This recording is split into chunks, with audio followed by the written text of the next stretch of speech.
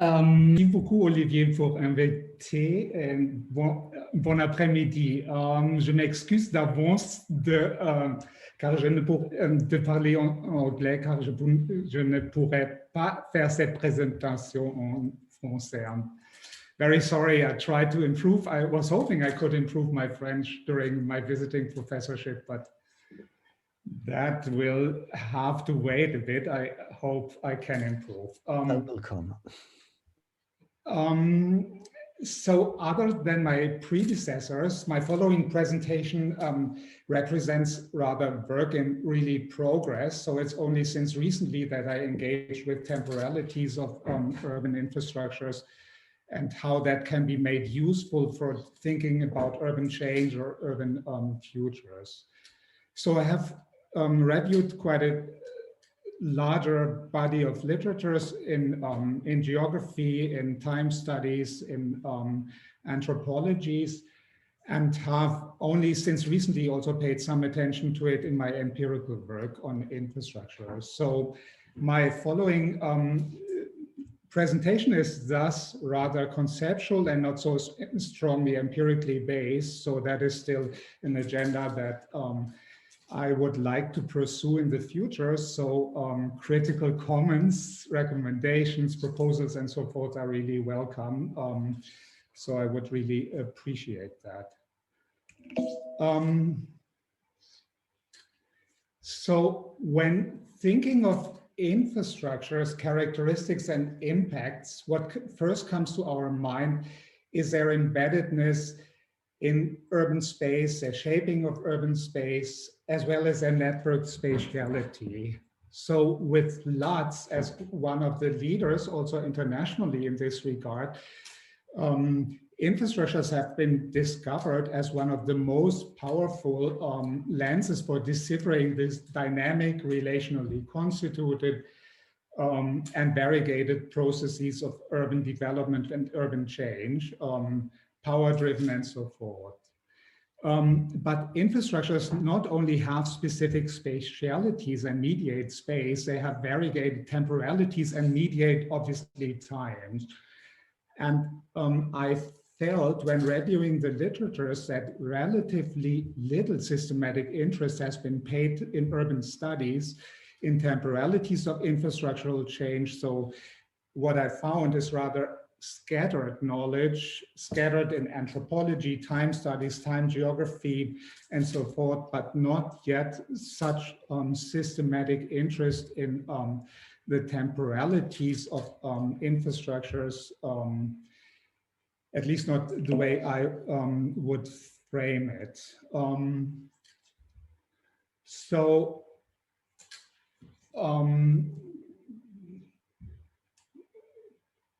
Obviously, conceptualizations of time are not a novelty in urban studies or in geography, in time studies, STS, and history.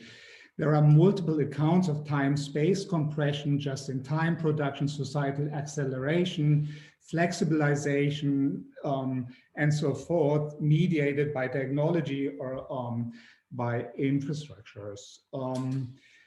Furthermore, reductionist views of absolute quantifiable time, measurable time, have come under critique, and while the socially constructed, contextual, relational character of time has been emphasized.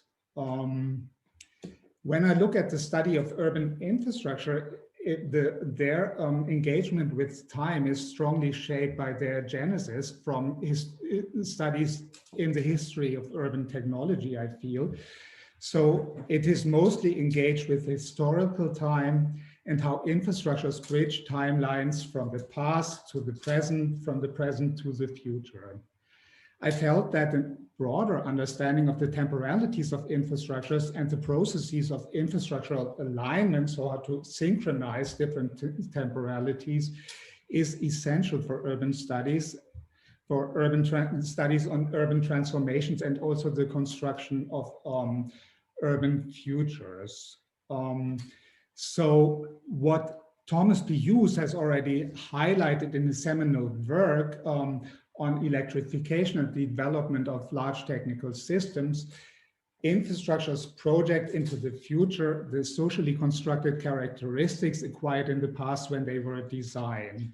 Also, Susan Lee Starr has pointed to similar phenomena. So she mentioned that infrastructures are always built on an installed base. They do not grow anew, but they wrestle with the inertia of the installed base, inherit strength and limitations from this base. So much of the research has been focusing on path dependency and how the past kind of shapes the present and the future. So what I would like to do in the following is my key argument will be that the temporal ordering and reordering processes by infrastructures not merely reflect, but also enable, constrain, or pre-configure future urbanism. So focusing on those temporalities, I argue, offers a really fruitful lens for understanding urban and infrastructural change, and also the power relations involved in processes of temporal alignment and realignment. So I will present basically two perspectives, quite selective perspectives. So looking rather at the diachronic or polychronic temporalities of infrastructures and how infrastructural past, presents, and futures are layered, and based on some inspirations, but not really systematic account of Lefebvre's work on urban rhythms, I engage or show some interesting dimensions of those infrastructural rhythms that actually help frame and support ongoing urban processes in some form or navigable order. So those are my two arguments that I want to make, or two dimensions that I want to address.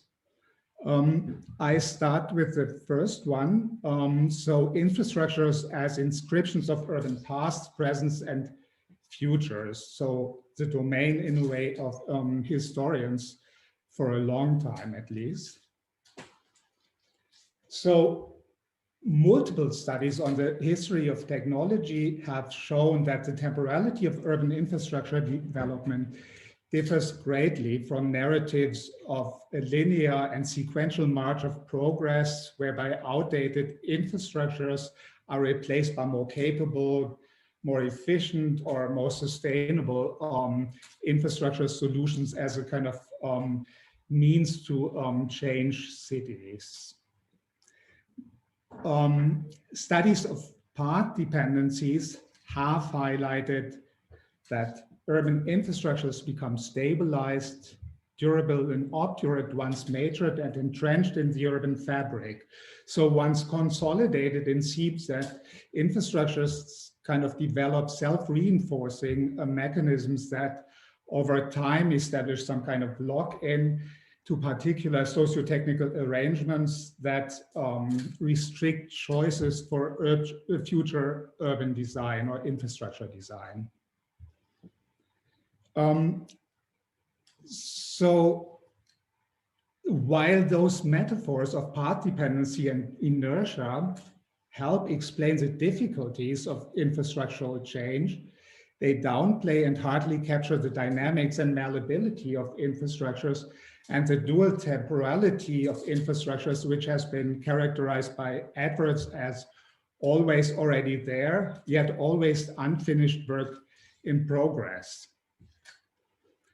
Quite the opposite, sustainability transition studies look very much at urban change or infrastructural change, more specifically, not so much urban change. So they focus on transitions rather understood as radical system shifts through the creation of somehow new paths or new systems through means of strategic niche management, so the nurturing of some innovative niches, or strategic transition management.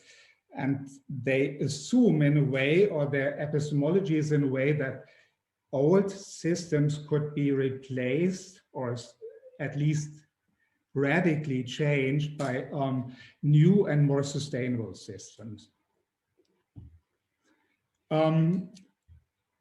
these studies are mostly driven by societal needs to address global environmental challenges as a shift from fossil to renewable fuels, from linear waste flows to circular resource flows, or from private mobility to more sustainable forms of mobility. Although obviously nobody doubts that we need such infrastructural changes in our contemporary societies, radical changes from one old to a new system hardly ever happen. So at least not if we understand them as a synchronized change of all relevant system components. So obviously components change, but not rarely ever whole systems. So what we can see here engaging with those studies is that infrastructural change is often much less linear or sequential, and it occurs mostly as a rather incremental, intermittent, reversible or desynchronous process, often composed of old and new infrastructural components. Recent STS studies, but also studies in anthropology, have pointed to infrastructural change rather not from transitions and also not focusing so strongly on path dependencies, but resulting from many slow gradual changes and the layering of old and new socio-technical components instead of extensively planned or radical system shifts. So studies point to incremental change practices such as adapting, tailoring, appropriating, tuning, modifying, tweaking, making, fixing, monitoring, maintaining, repairing, and so forth. So rather gradual change practices instead of envisioning strategic shifts of whole systems. I feel that earlier work by Reinhard Koselleck, developed in the 1980s, is quite interesting. Who a historian who wanted to criticize with his work this linear or this linear view on technology, this of history or sequential view on history. He speaks of layers or sediments of time. So infrastructure, speaking with him, infrastructures reveal multiple historical times present at the same moment, layer upon layer pressed together, some still volatile, others already hardened. So I feel this is a kind of novel or slightly different conceptualization of infrastructural change, looking at it not through path dependencies or system shifts, but rather through different layers of time. So in speaking with him, those contemporary infrastructures can be understood as representing different temporal contexts or sedimented layers of time with new elements being superimposed on existing ones, or with features of the old coagulating with features of the new. So an example could maybe be electric mobility. So there we can clearly see the old system. So the individual transport by cars has hardly changed. The roads stay the same. The mobility patterns stay mostly the same so far. But some kind of adding an additional new layer has been added in this regard. Which is then the electric mobility and the different fuel of cars. So those multiple layers of time refer to each other in a reciprocal way, though without being clearly mutually dependent. So it's not a kind of deterministic view on how things change over time. I would like to engage with three very shortly layers of potential consequences of this view on technology and technological change. So at no time, so the first one is a polychronicity of infrastructures, the way I now call it, also based on Weber, a German historian. So at no time has only the latest technology been used. Rather, infrastructures of the time always represent a panorama of old and new, which partially coexist or partially also merge.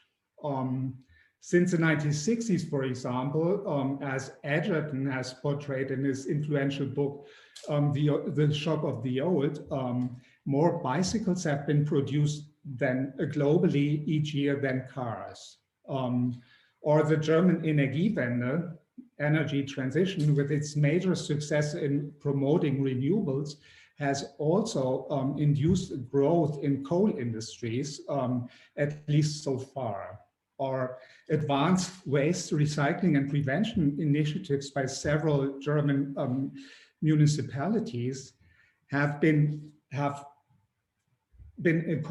accompanied, for example, by huge municipal investments in waste incineration, which undermine those waste prevention or recycling initiatives. So they kind of disincentivize those, and there is a competition for scarce resources for waste in the meanwhile. So as Edgerton has shown in his influential book, technologies in use appear, reappear, or disappear, sometimes in forms of coexistence of old and new technologies, in other cases resulting in some kind of hybrid forms, or what he calls Creole technologies from different times. We can also clearly see the latter, so Creole technology or hybridization. So Sylvia has worked a lot on this, or one PhD of mine has looked at smart technologies in African cities, and those highly innovative elements of those systems, so mobile payment systems, for example, have also coexisted with, I don't know, boreholes or other old technologies, such as charcoal-based cook stoves and so forth. So innovations do not simply result in incumbent infrastructures being replaced with new ones, but they usually add to the existing infrastructures and imply new forms of appropriation, interference, and also conflict, obviously. As the earlier presenters this morning and afternoon have already highlighted, another essential dimension of infrastructures is that they project into the future. So be it through imaginations, through models, or visions, expectations, and so forth. So it could be higher connectivities or better resource use or smartness, as the earlier presentations have highlighted. So as Arnaud has already has highlighted in his book together with his co-authors, infrastructures have always been important, not for what they are or what they did in a particular past or do in the present. Urban infrastructure design and development are saturated with expectations, visions, perspectives, claims of the future that signal the anticipations, aspirations, desires, fears of system builders. We can see that clearly with imaginaries of smart cities, resilient cities, circular cities, and so forth.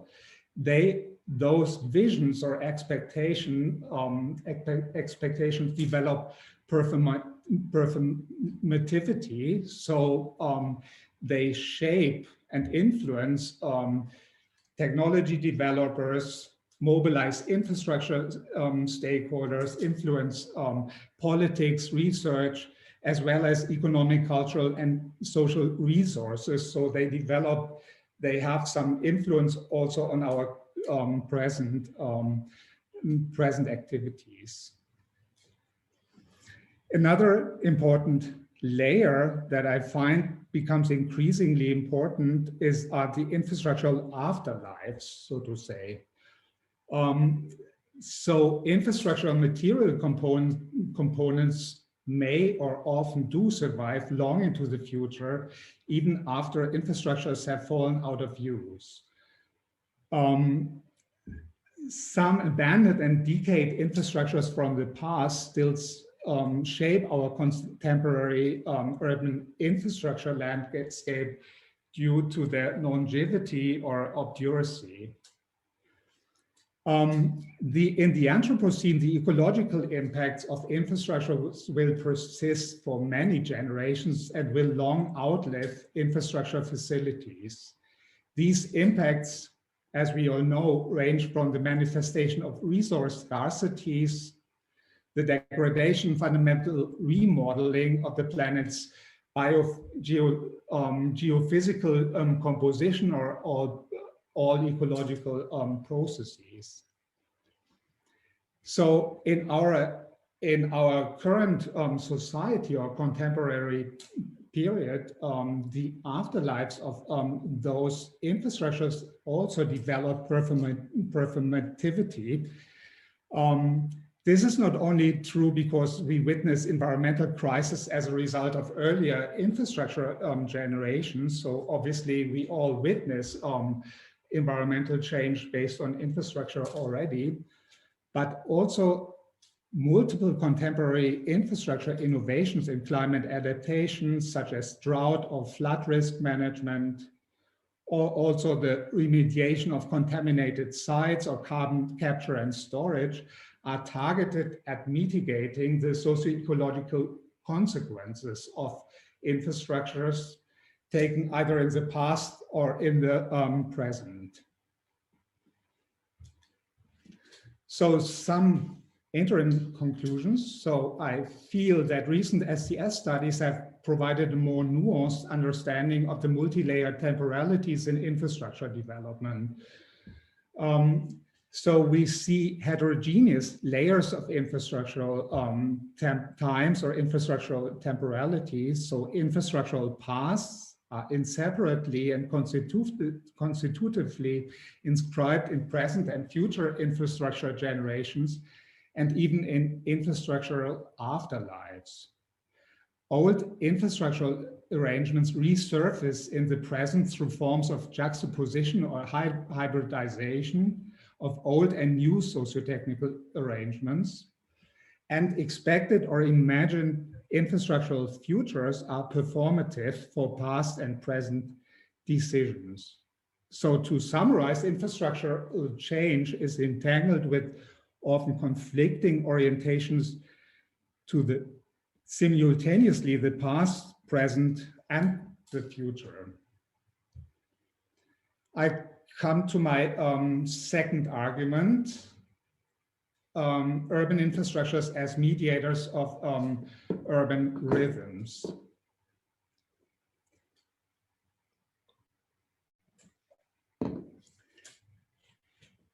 Those rhythms, I feel, have so far only received very scant interest in studies on urban and infrastructural change. As Edwards has highlighted many years ago, infrastructures allow us to control time and space, to work, play, and sleep on schedules we design, to communicate instantaneously with others almost regardless of their physical location, and to go wherever we want at speeds far beyond the human body's walking pace. Infrastructures possess the power to shape human time, shaping the preconditions under which we experience time structure and its passage. Societies build infrastructure, of course, but because of their endurance in time, infrastructure then becomes a more important force in structuring society or in structuring urban temporalities, I would argue. Think, for example, of the different rhythms that are embedded and mediated by infrastructures. So those temporalities, if we look at different domains, are highly different. So the temporalities of communications infrastructure in itself differ considerably when comparing letters, so the post, telephone, or the internet. The mobility times of walking, cycling, driving a car, using a bus or an airplane differ considerably, or the times of cooking technology involving an open fire, an electric cooker, or a microwave differ considerably. Yet, despite their significant differences, they all need to be brought in one coherent frame, be it through our own individual practices or also at an urban scale, brought into a coherent urban frame. The more types of times are involved, the more difficult it becomes actually to synchronize those times and the very heterogeneous rhythms that are mediated by infrastructures. So the patterning of urban rhythms can be seen as a kind of effect of the co-evolution and mutual adjustment of infrastructural rhythms and the practices of urban life over time. So they also become kind of consolidated. They develop some kind of time regime or rhythm regimes. While popular accounts of infrastructure and urban temporalities portray this relationship rather as a universal process of acceleration, simultaneization, and synchronization of urban life through technology, what is often neglected is the ambivalent character of infrastructural temporalities as enabling and constraining, including and excluding, and synchronizing and desynchronizing. So,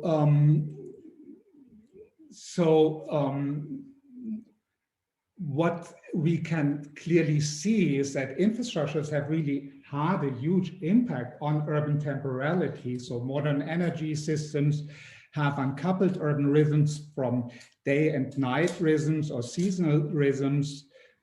Telecommunication infrastructures have created a sense of simultaneity across huge distances.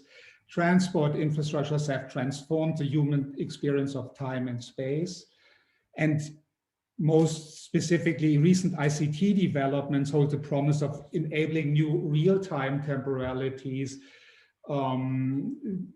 promises of Internet of Things and so forth, all in real time. However, there are also rebound effects that are hardly addressed in such debates. So, for example, the automobile has helped to save time, obviously, but it also has worsened urban traffic congestions and increased waiting time on highways, yet it has increased commuting and leisure horizons and therefore explodes the list of effective claims on your time budget, as Rosa, a time sociologist, has highlighted. Also, the smartphone is considered as kind of a time savers because users are reachable at any time, but it also colonizes leisure time in the evening, at nighttime, or at the weekend. In addition to such rebound effects, what is also often disregarded are the unequal and dissonant time and temporalities that are shaped by differentiated access to infrastructure. So the question is whether, when, and to whom modern mobility, water, or electricity services are available. So, for example, in most southern cities, residents invest much time and also much money to afford basic infrastructure services. So their daily experience of infrastructure temporalities mismatches those of neighboring wealthy communities, or more broadly, the temporal expectation of modern capitalist societies, education systems, and so forth. Also, low-income communities in northern cities are also barely able to keep pace with the accelerative effects of modern technology, of modern infrastructure. So, for example, I supervise a PhD thesis on homeless people and their access to infrastructure, or their exclusion from many modern infrastructure services. And the amount of time they have to actually invest in getting infrastructure access or using certain services is quite considerable. So the temporal opportunities and constraints of infrastructures are unequally distributed. And this has also received only scant or very little interest in infrastructure studies. I don't go into much detail because I think it otherwise takes too long. I don't go too much into detail into Lefebvre's rhythm analyses. I find it highly interesting to really look at infrastructure through different rhythms, how temporal patterns and regularities of infrastructures are shaped by, and in turn help to frame and support ongoing processes in the city in some form of not navigable order. So they allow urban processes to unfold in predictable and routinized ways, and to coordinate otherwise quite disparate temporal flows. What I find interesting here to also reveal those largely hidden infrastructural rhythms and the urban rhythms that are mediated by our infrastructures is to look at it from two perspectives. So urban rhythms are obviously not only stabilized, routinized, and patterns by infrastructures, but they can also cause considerable dissonance, or what he calls arrhythmia, and hereby disrupt, slow down, or derail the seamless flow of urban life. One example are infrastructural disruptions. They offer really insightful snapshots of urban rhythms because they make them highly visible. So for example, in Amsterdam, it's in 2017, 4 years ago, there was a blackout. It only lasted, I think, 3 hours, 3 to 4 hours. So not only were 400,000 people disrupted in their daily morning routines of using the toaster, reading the online news, showering, preparing for work, train traffic was also seriously disrupted through the country, and commuter traffic came to a standstill for quite some hours. District heating systems could no longer operate and could not be restored until the late evening. And many telecom towers broke down, slowing down the responsiveness of emergency services. So quite a few people actually also died because of that. So those infrastructural disruptions reveal otherwise quite hidden urban rhythms and processes of temporal alignment within and also across infrastructures. They show how small events can rapidly escalate into multiple infrastructure failures at varying speeds and durations, and result in temporarily fragile and elastic urban rhythms and infrastructural rhythms. So they also indicate kind of temporal misalignments between the preparedness for failure, its recognition, but also the appropriate responses. So they show quite a lot of dissonance across different rhythms that are mediated by infrastructure. Another interesting case would be to look through this temporal lens on infrastructural change, because also here I feel that it reveals a lot of dissonance in rhythms that occur within infrastructures, but also across infrastructures that are otherwise invisible or neglected, but are also crucial for understanding urban and infrastructural change. So as one example, the shift towards electric vehicles as an interface between electricity transport and to some degree ICT systems. What is presented here as a smart and kind of smooth solution to decarbonization comes with considerable challenges of temporal alignment. Firstly, the shift towards renewable power generation, which is portrayed as one essential element of this, introduces a certain need to realign electricity systems with natural rhythms as supply of wind turbines or solar panels fluctuates with changing weather conditions. Secondly, it requires private car owners to charge electricity during off-peak hours, because otherwise this would really lead to considerable load management challenges. So that means to charge cars during off-peak hours at night and to discharge electricity, which is also promoted, so cars as a battery or a means of load management, to discharge electricity at peak hours and thus to reschedule their commuting, working, and also leisure hours according to those needs in the electricity system. Thirdly, the increasing electricity demands of mobility have to be reconciled with concurrent shifts to the electrification of heating and cooling, which takes place at the same time, and the exploding electricity demands from data centers, all of which multiply the challenges in aligning fluctuating temporalities of electricity supply and demand. Finally, these shifts also require rhythms of investments, operation, regulation of very heterogeneous infrastructure domains that in a way need to be synchronized. So plans to innovate mobility may thus conflict with temporalities or rhythms in other domains such as electricity and so forth, for example, investment cycles and so forth.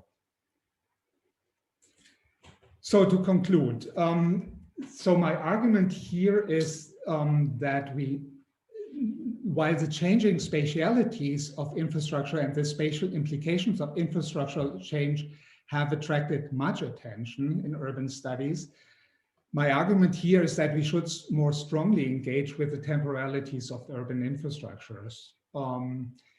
So I hope that the preliminary arguments raised in my presentation demonstrate that there is an urgent need for an increased dialogue also between time studies, conceptualizations of time, and also empirical studies, where I see the key need here.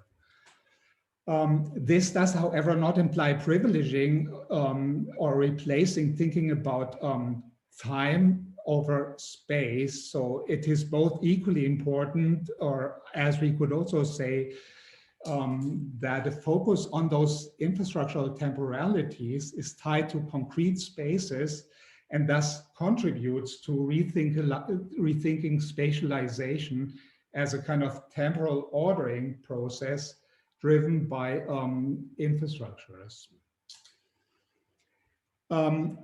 Approaching urban infrastructure studies through the lens of time allows us to outline how those ordering processes not merely reflect, but also in effect enable and constrain patterns towards urban futures. I have made two key arguments here. So the first is that notions of time layers or sediments help us to shift the focus from path dependencies or transition studies by revealing how the old and new are layered, mixed, juxtaposed, and how the often diverging orientations to infrastructural past, presents, and futures become entangled and contested in processes of urban and infrastructural change. The second argument here is based on the rhythm studies, which I think could offer a new perspective, drawing more attention to the heterogeneous rhythms of infrastructures and the way they mediate urban development. Here, the study of unequal access to the accelerative effects of infrastructures, the temporal rebound effects, but also the temporal misfits if we look at different infrastructures or different infrastructure components, require, I feel, further empirical attention. So as an avenue for future research, that I think I ask quite a few questions that might be interesting to rethink infrastructure studies, also studies when thinking of urban futures. So how is the remaking of infrastructural rhythms shaped by the layering of the historicity, present interests, and future expectations? How and by whom are infrastructural rhythms actually produced or reproduced? How can we align different rhythms into kind of workable forms of alliance? Which rhythms are or should be adjusted to which, and whose rhythms to whom? So this is obviously also a question of power and power dynamics. How can urban stakeholders use their agencies to change rhythms, resolve also mismatches, or use specific rhythms to their advantage? And what are also the politics of temporal alignment and underlying power structures of time control and time adjustment? So those are, I end with a lot of questions that I have. Thank you very much. I'm looking forward to your critique and the discussion. Thank you very much to you, Jochen, and I suppose John will have plenty of questions to add to this list and to ask to you, and possibly some answers. John, you have the floor. Yeah, hi. No answers. I'll probably end up throwing some of those questions back to Jochen or collectively at the end. Actually, those are very good questions, and maybe we can also begin to sketch out some of the possible responses to those. But thanks a lot for a stimulating set of reflections on infrastructure temporalities or infrastructural temporalities. I was already beginning to wonder whether there was a difference between the two. Infrastructure temporalities is obviously temporalities of infrastructure. Infrastructural temporalities is temporalities which have some kind of infrastructural dimension or infrastructural nature to them. But anyway, so a handful of random thoughts and a couple of questions to open the collective discussion.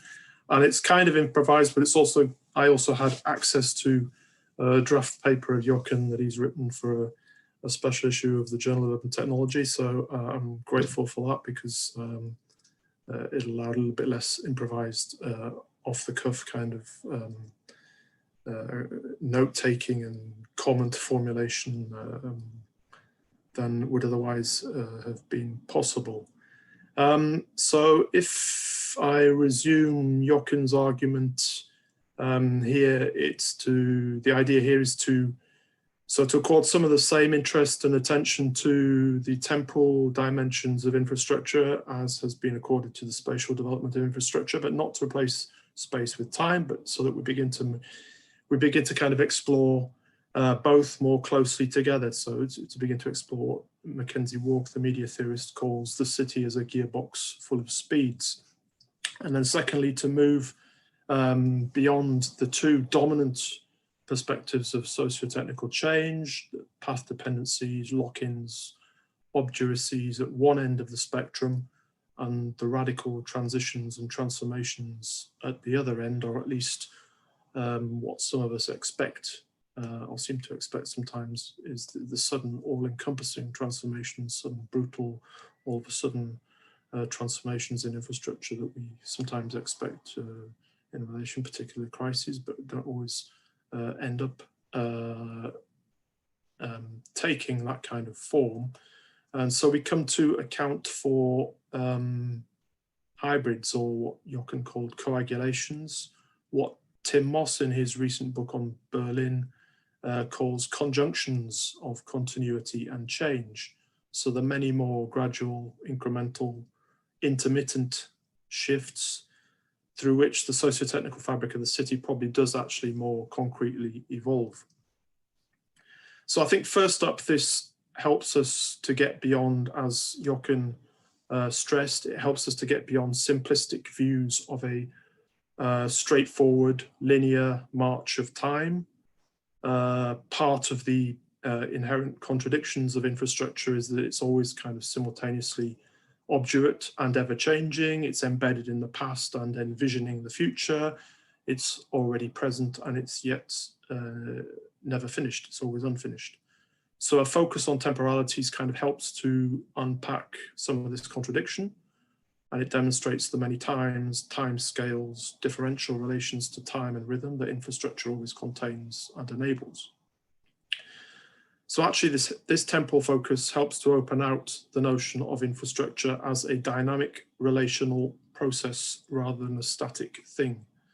So the so-called infrastructure turn in urban studies and across the social sciences in the last 2 decades or so has expanded our understanding of what infrastructure is in at least 3 ways. So to new objects, new services, and new forms of infrastructure, to kind of multiple interconnected flows and exchanges for which infrastructure is the conduit, and then kind of away from a clear demarcation and linear trajectory between production and consumption, and towards what might be more co-production of infrastructure, or some kind of emphasis on situated entanglements of complex systems of provision and contingent daily practices and routines or urban experiences.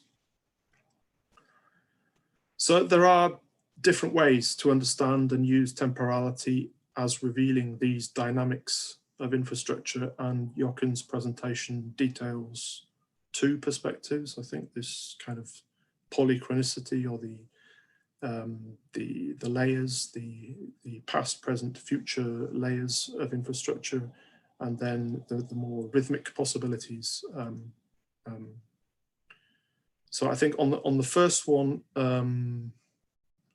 it's quite a traditional temporal infrastructural perspective. It's infrastructure as a repository, as a palimpsest, a steady buildup of layers and accretions of components, systems, their social and political significance over time.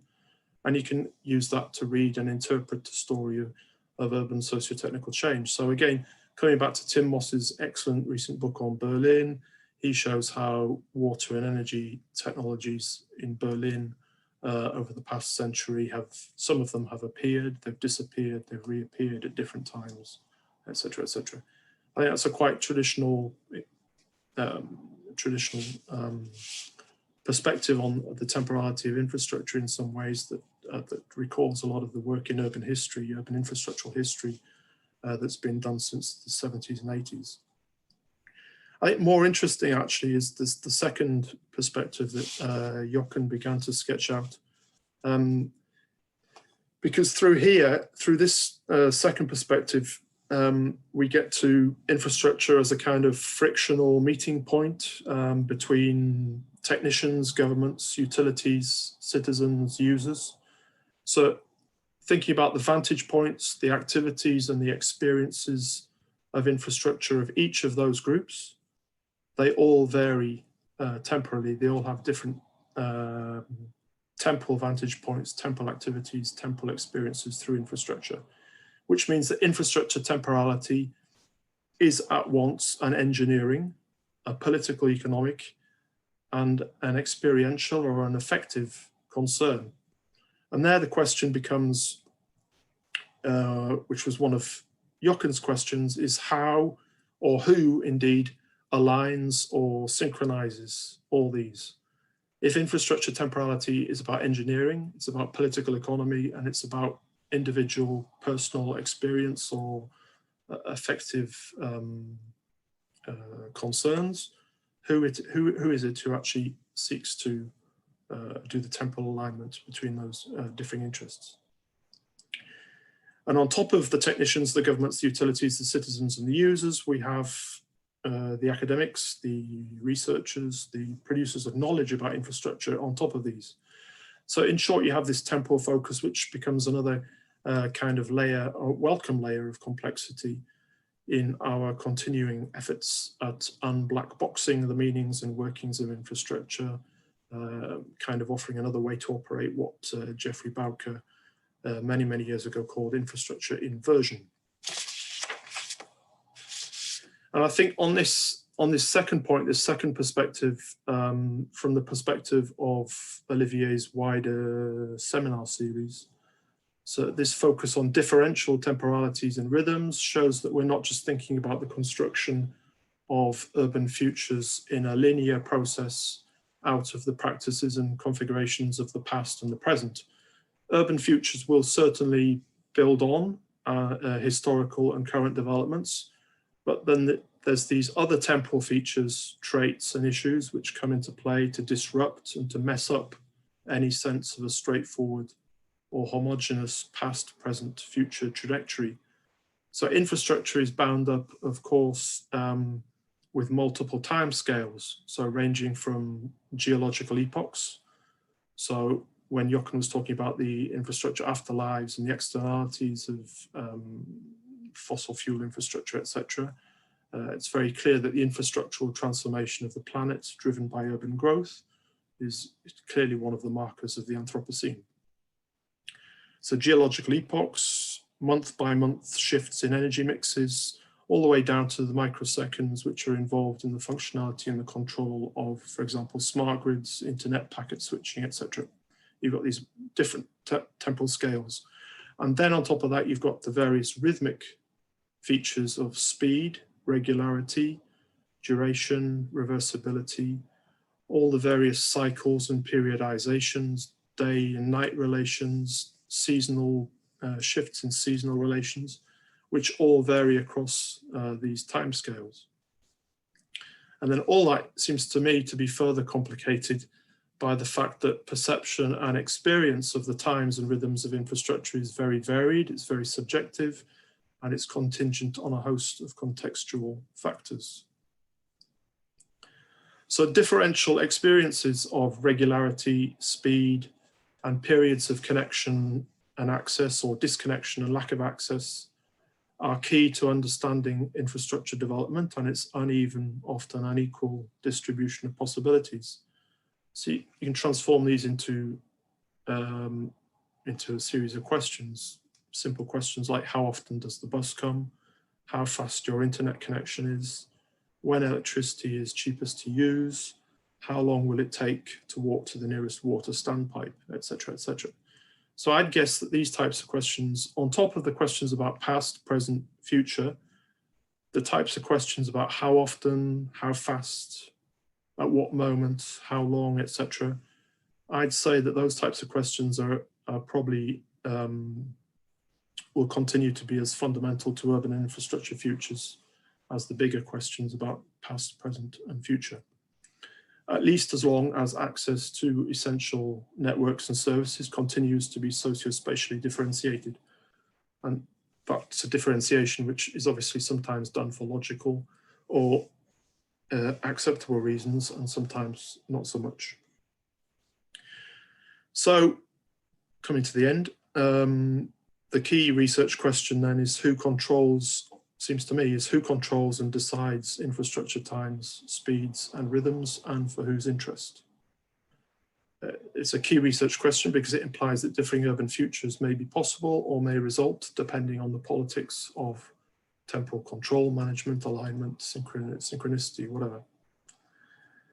I think many of us study urban socio-technical change or urban transitions without giving much thought perhaps to this diversity of speeds and times, or perceptions of speed and time that change or transition holds together. So thank you, Jochen, for provoking a little bit more thought about these kinds of issues. I think often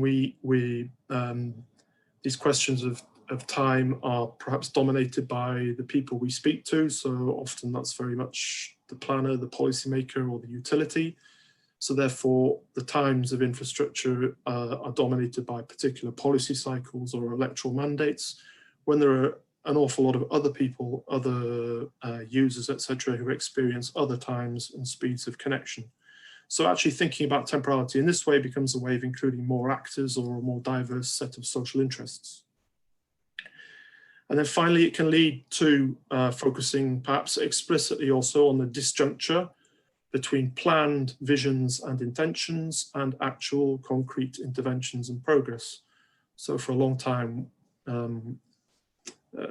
we've been talking a lot about transitions and the climate crisis, etc., and the very clear disjunction between what people say they're going to do or what their planned visions are and what they actually do on the ground. So perhaps exploring some of these crucial questions around time and rhythm of why it helped perhaps to point up perhaps why change is not taking place or not taking place with the immediacy that is demanded or required. So a couple of questions then, perhaps either for Jochen or more collectively. So if we're talking about how infrastructures shape the times and rhythms of the city, then a first set of questions would be about different infrastructures and how different infrastructures perhaps shape the different times and rhythms of the city. Different cities as well. I know from Jochen's previous work that he's worked on German cities in Los Angeles, and he's begun to work on cities in the South, in East Africa, etc. I'd guess that some of these reflections are partly derived, at least from some of his empirical investigations or empirical investigations of his PhD students in specific cities. So can we imagine comparative, perhaps globally comparative urban studies of infrastructural times and rhythms, etc., etc. So what are the temporal ordering and reordering processes on the ground in particular cities? You can very well imagine that you could take a particular city, Rotterdam, Los Angeles, Dar es Salaam or whatever. You could do a cartography of the different infrastructures, the different essential infrastructures, the different people involved in the provision and experience and use of those infrastructures. And then you could look at all of that from a temporal perspective and see what results. That might be one interesting project to think about. A second question would be so linked to the question of politics and power-driven processes, who acts, who synchronizes, who aligns, who shapes these temporalities of infrastructure, and how do they do this? And linked to that, do infrastructures in themselves sometimes shape temporal relations and possibilities? And if infrastructures or other non-human components help to shape the temporalities of infrastructure or the temporal experience of infrastructure, where are the power-driven processes, or who has the power, or who does the ordering, etc., etc. And then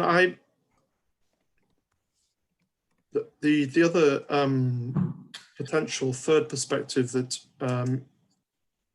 I was beginning to think a little bit about, and it's a little bit sketchy in my mind, is this kind of, I get the impression that there's some kind of conflation of short-term events and crises and longer-term objectives and needs, which constitute a potential shift, some kind of shift from sustainability to resilience. And resilience obviously works a little bit through attempts at anticipation, preemption, preparedness, securing the future, or even stopping the future from actually happening in the present through continuity management of increasingly uncertain, unpredictable and turbulent infrastructural happenings today, right now. Do you have any reflections on those kinds of the conflation between short-term and long-term, where perhaps there's a kind of emerging infrastructural mode of governance or mode of organization where in short, through thinking about forthcoming uncertainties or emergencies or disruptions, there's a kind of conflation of normal and emergency modes of infrastructure provision. And I think I'll probably stop there. That should be enough for the next 2 to 3 hours. So, Jochen, if you want to respond, at least comment some of John's comments and You don't have to respond to everything. So you raised basically three questions. So the first one is, I mean, some kind of empirical outlook. So what is then empirically, I mean, thinking of empirical studies and especially comparative studies, and I think it would be both highly interesting to look at the rhythms of different infrastructure domains because they differ considerably. If I compare the water sector with electricity, for example, or ICT systems, the internet, they work at very different velocities and speeds. Also, it also came to me when having interviews on critical infrastructure, because then the water engineers highlighted that it took them very long to restore water systems once after a blackout. So it took them partially days to actually restore it. So it is quite slow, and they come with, I mean, also in the restoration phase, they come with huge misalignments. So it's much faster to restore an electricity grid than water grid, surprisingly, as they told me. So it would be really interesting to look systematically across infrastructures. Obviously, it would also be interesting to look at it from international comparative perspective, to look at rhythms in different cities.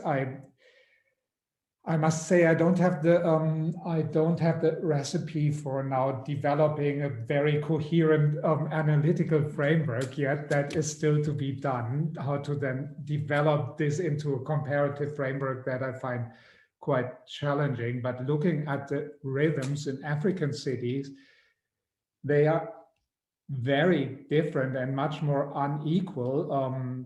Within the city, but also compared to European or North American cities, the velocities or speeds it's a very different thing. But I have not yet, I mean, it would need some thought to actually compare temporalities across cities. I have not seen this as a kind of comparative framework, but I would be very much interested in it. The second question relates to who controls time, who controls also alignment between time. So, I mean, who defines some kind of priorities in terms of speed and so forth? That is obviously a question that is also interesting for empirical research. So who defines, in a way, time regimes? That I would also be interesting. And then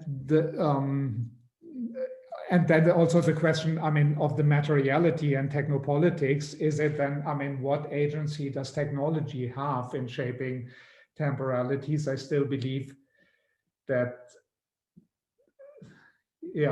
I have a bit ambivalent view on the agency of technology as such, but obviously the existing technology, which however can be changed, obviously it has some huge influence on temporality. So, and that also takes a while to actually change those temporalities.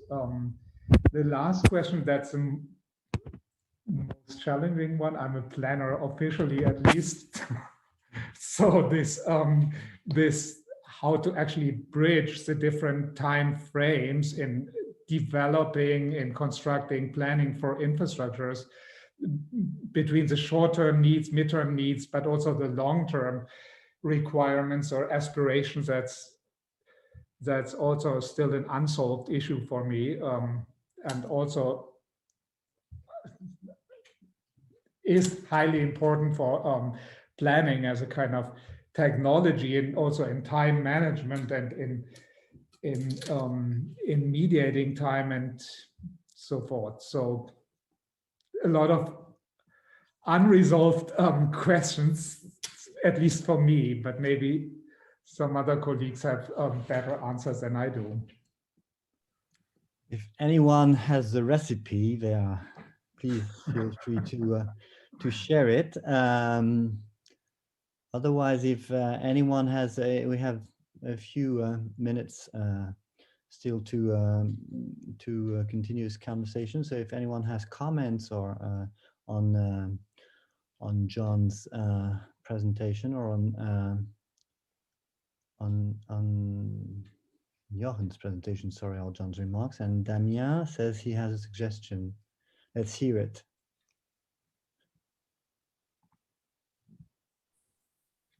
Bonjour, Damien Carrière du CESMA. Moi, je travaille sur la ville de Delhi et l'infrastructure sécuritaire à Delhi. Et ce qui me suis beaucoup intéressé au cours de ma thèse est la question de la temporalité dans le travail des gardiens. Sorry, I apologize for this. I will just switch to English right now. I work in Delhi from CESMA, and I worked on my PhD on the temporality in the work of security guards and in the security infrastructure in general. And if any people have a hand on the temporality of the city in many ways, at least in Delhi, they could be security guards. In many ways, they are the one fixing the light bulb when it's going off, but they're also the one who are regulating the traffic in and out of the neighborhood, and who are using the security camera, for example, to notice everything that's out of time. Like when the flow of people or the flow of vehicle is out of sync with what it should be or ought to be, then they're the one who can intervene. So in many ways, there is a power that is completely decentralized and hybrid, and that manages the time in Delhi. In many ways, there are them. Like time is not only the things they do, but also the things they work with. It's just a suggestion. Not also highly interesting. Very interesting. Damien, I hope you have seen our call for proposals for a handbook on cities and infrastructures. I intend to reply. That was my point. Thank you. And thank you for your suggestion. I was wondering how and when you intend to rearticulate the spatial and temporal dimensions of infrastructures, because you of course, for analytical and presentation reasons, you emphasize this temporal dimension. At the end, one of your last slides, you said that infrastructural temporalities were, for you, important in terms of better understanding the spatiality of infrastructures, and obviously that would be my immediate reaction, that infrastructures are spatial and temporal at the same time, and they are, and the development of new infrastructures or the transformation of infrastructures transforms spatial temporal relations altogether, and so I wondered how it affects your. And I think it would need to be taken into account from scratch in any empirical program on infrastructural temporalities. For example, we discussed this morning digital technologies and digital services, and obviously they bring such a huge transformation of spatial temporal organization. That would need to be analyzed in a way together.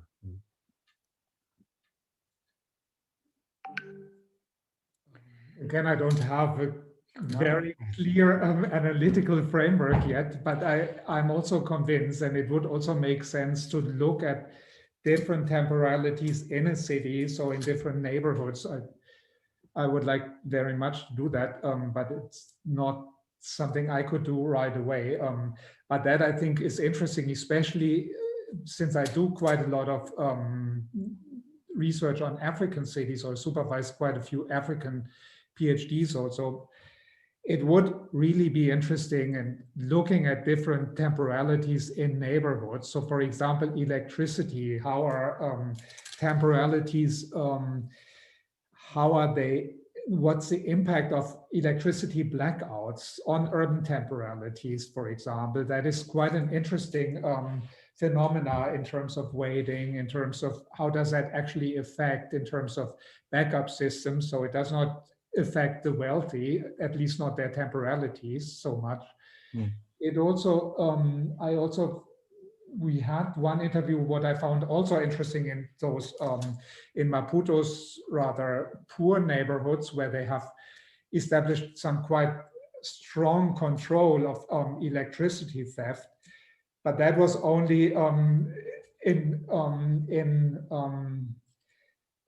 that was only effective during the day. So then that there was only control in the office hours. So then in the evening, electricity peaked all over Maputo, and the electricity providers had huge challenges in load management because all the illegal supply use went really up in the evening, which I also found quite an interesting temporality shaped by practices of regulations and control of energy theft. Yeah, talking about Delhi, Marie-Hélène Zera did some very interesting work long ago now on how residents in Delhi coped with the intermittence of water supply service and had all sorts of strategies to synchronize in a way their water needs to the particularities of and the intermittence of the water supply. So, and that's another area of investigation that would be interesting as well. The day-to-day functioning of infrastructure, because between the smooth and invisible, so to speak, and continuous operation of infrastructure and the blackout, there are all sorts of intermediate situations where people have to actively synchronize the rhythms of infrastructures with their own rhythms in a way, and of course that would be an interesting way to delve into those issues. And a third alley would focus on issues of maintenance, of day-to-day operation and maintenance of infrastructure. And Kostas Chatsis in that decades ago had worked on how on the shift in wastewater systems, on the shift from a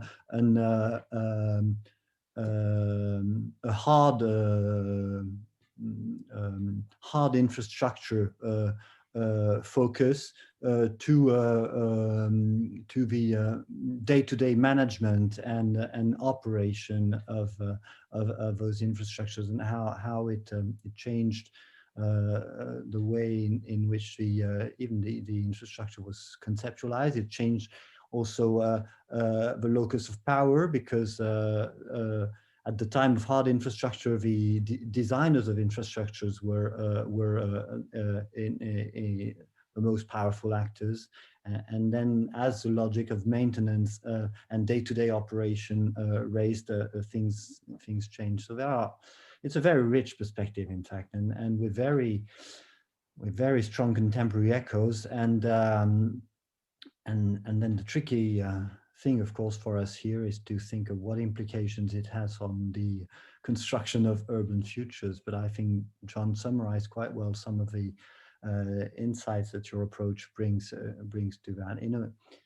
In a way, it echoes to what Antoine started his presentation this morning with, a quote of Marc Bloch saying that history, what was it again? L'histoire permet de comprendre le sens impérieux du changement. It sounds a bit dramatic, but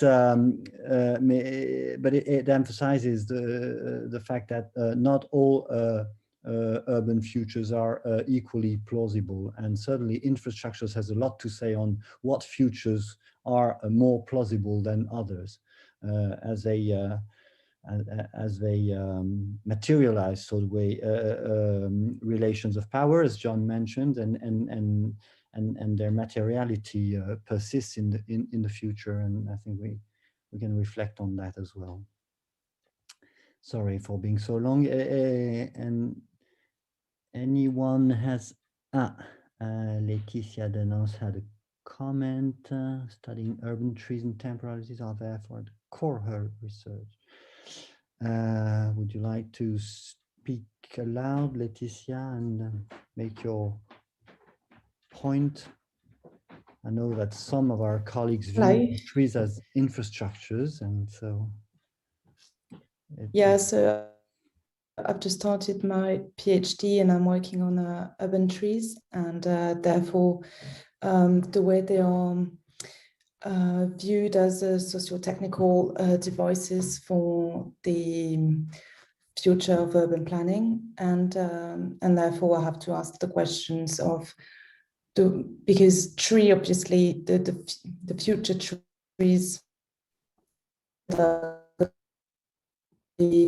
in future. So yeah, so that's why I'm quite interested by what that has been said today about different temporalities and so on. So thank you very much for everything.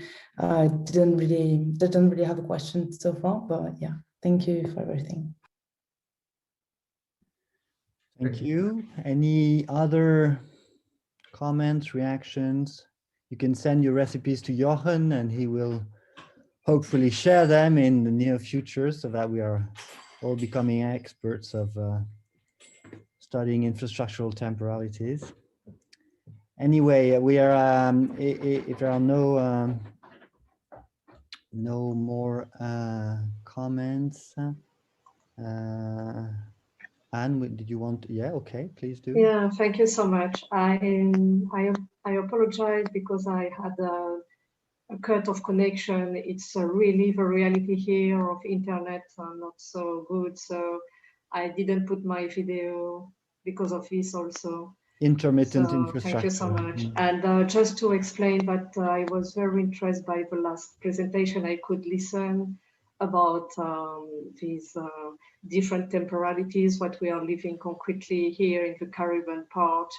Now we are for the situation in the St. Vincent Island with the volcanic eruption, and which means cut of electricity, water, and we are in this reality. And with seasonal, with cyclonic periods. I am integrated in a program, French program of National Agency about the reconstruction of St. Martin Island, and we are studying about this situation of infrastructure after hurricanes period that destroyed the networks. So just to present myself and to thank you very much for this this day. I couldn't only listen to the last presentation. Thank you so much. Thank you. Excuse me, I'm geographer, associate professor at the Université des Antilles, which means University of French West Indies. And I know some of you since many years because I was studying in LATS when I was younger, 1 year. Thank you so much. Thank you. Okay, so if there are no other comments on Jochen's presentation, many thanks, Jochen, for a difficult exercise and interesting for us to share work or thoughts in progress. And thank you, John, as well for commenting on Jochen's presentation. That was very valuable.